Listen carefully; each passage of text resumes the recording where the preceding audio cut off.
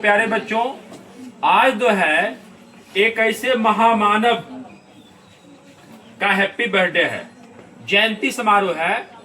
और वो महामानव हैं मेरे हाथों में जिनका तस्वीर आप देख रहे हो। ये महामानव ही नहीं, मैं इनको गॉड से भी ऊपर का दर्जा दे रखा हूं। इन्होंने उतना काम कर रखा है आप लोगों के लिए, देश के लिए। और इन्हें संविधान निर्माता, संविधान बनाने वाले कोई हैं तो ये बाबा साहब भीमराव अंबेडकर साहब हैं। और इन्हीं के बल पर इंडिया का संविधान लिखा गया है। और इनके पास दुनिया की सबसे ज्यादा डिग्रियां हैं।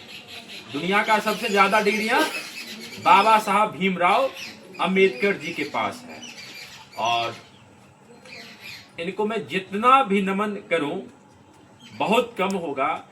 ये मेरे लिए भी प्रेरणा स्रोत हैं, मेरे लिए ही नहीं, देश के तमाम लोगों के लिए, बच्चे बुजुर्ग युवाओं के लिए प्रेरणा स्रोत हैं।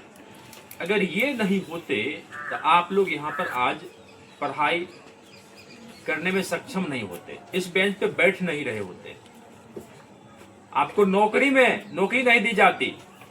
तो बाबा साहब के विचारों को हमें आत्मसात करना होगा। इनको पूजने से ज्यादा आज देखिए दुनिया भर में जयंतियां इनकी मनाई जा रही है। और एक दिन जयंती मना लेने से कुछ नहीं होने वाला है, मनाइए, लेकिन इसके साथ साथ क्या करना, इनके विचारों को जन जन तक, बहुजन तक, गांव गांव तक, समाज के अंतिम तबके तक इंप्लीमेंट करना होगा। इनके विचारों को बताना होगा। इनका विचार क्या था? एक रोटी कम खाइए लेकिन शिक्षित बनिए। और शिक्षा वह शैरनी का दूध है जो पिएगा वही दहाड़ेगा। इन्होंने क्या कहा था? शिक्षा वह शैरनी का दूध है जो पिएगा वही दहाड़ेगा। और इनका यह भी कहना था आपके हाथों में कलम कॉपी जरूर होनी चाहिए, कलम कॉपी और किताब जरूर होनी चाहिए। देखिए बाबा साहब के हाथों में भी क्या है? किताब है। इनके हाथों में हमेशा संविधान हुआ करती है। और इनकी तस्वीर और लगी हुई है, गौतम बुद्ध का तस्वीर लगी हुई है। और लास्ट टाइम इन्होंने क्या कर ली थी? बौद्ध धर्म को एडॉप्ट कर लिया था। बौद्ध धर्म को एडॉप्ट कर लिया था। आपको इनसे सीखना चाहिए, प्रेरणा लेना चाहिए। जो समाज का वह अंतिम पायदान का बच्चा जो स्कूल में जाता है तो सोशल डिस्क्रिमिनेशन का शिकार हो जाता है। इस बच्चे को देखकर वहां पढ़ रहे बच्चे स्कूल छोड़ के भाग जाते हैं।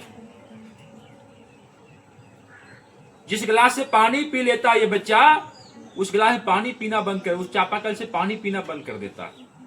एक छोटा सा नन्हा सा बालक, उसके दिमाग में क्या चल रहा होगा? भाई ये सोशल डिस्क्रिमिनेशन क्या, कुछ तो समझ नहीं आ रहा होगा। इतना सोशल डिस्क्रिमिनेशन हुआ लेकिन फिर भी हार नहीं माना। और दुनिया की सबसे हाईएस्ट डिग्रियां गेन करी। अब सोच लो, जब ये राउंड टेबल कॉन्फ्रेंस में हिस्सा लेने लंदन जा रहे थे, सीट पर बैठ गए थे, इनका एक बेटा का डेथ का खबर इनके पास जाता है। फिर वो क्या करते बाबा साहब? अपने बेटा का मरा हुआ मुंह तक देखने नहीं आते हैं और सीधा लंदन की ओर कूच कर जाते हैं। क्यों? अब कहोगे कि बेटा इससे बुरा क्या हो सकता? अरे उनके लिए अपना परिवार नहीं, कोई देश ही परिवार था। और उसमें तमाम जो बहुजन लोगों की जो स्थिति खराब थी उसके हित के लिए वहां जा रहे थे। तो ये देखिए, अभी तो अपने इधर तो नहीं, आप महाराष्ट्र में चले जाओ, पूरा जश्न, घर घर में इनकी तस्वीर मिलेगी।